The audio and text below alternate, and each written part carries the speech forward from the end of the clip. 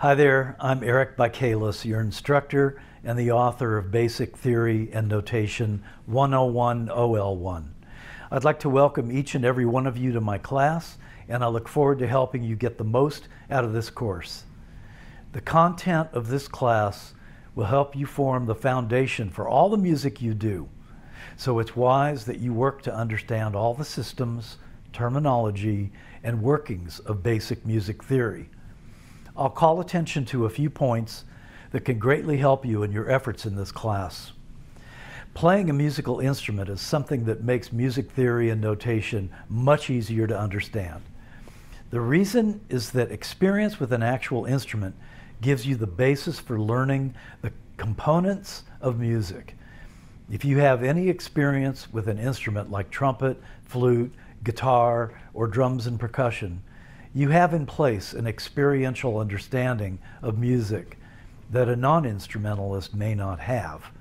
Even though drums and some percussion don't really involve tonal aspects of music study, percussionists will still have a stronger rhythmic basis. There is no doubt that piano or keyboards rank as the best instrument with which to learn music theory. The keyboard is visual, linear, and its range comprises the entire range of the symphony orchestra, from bells to double bass. Most of you know that playing keyboards is the way to record MIDI in your studio, so my recommendation is this. If you already have any type of keyboard that works, start playing with it and get more familiar with it. You should know the names of all the notes, and you should start experimenting with scales and chords. The better you can get around on the keyboards, the easier it will be to deal with music theory. If you don't have a keyboard, then consider getting one. Even if it's a small battery-powered Casio-type synthesizer, it will still help you learn intervals, how to build chords, and to visualize music in general. The next point is a little harder to discuss, not to offend anyone or the music they enjoy, but some genres of music have very little connection with traditional music theory, which is what we'll be studying. This class content, or what you'll be reading online, gives musical examples. It is wise to listen carefully to these examples, sometimes over and over again. This will help you grasp theoretical systems and devices.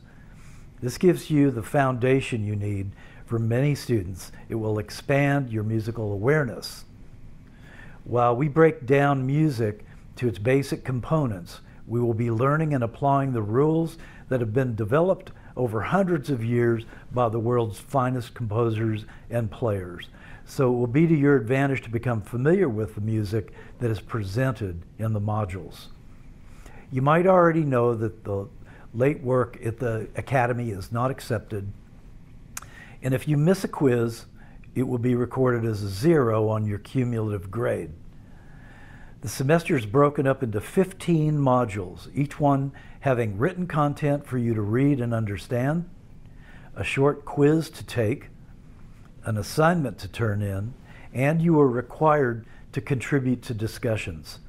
That's 4 things you have to do. Read the module, take the quiz, turn in the assignment, and add something to the discussion. You are responsible for reading everything in each module, including all my announcements. That's your job. If I make a written announcement and give you a directive, but you disregard it, I will know that you didn't bother to read my post. My final advice is to follow all directives to the letter. This keeps you on track and keeps things simple. So whether it's a quiz or an assignment, make certain you know exactly what the directions are asking you to do and follow them to the letter. I'm always here to help you in any way that I can. That's my job. So don't be afraid to ask me questions or let me help you with something that you don't understand. Keep up, stay enthused, and have yourself a great semester. I look forward to working with all of you.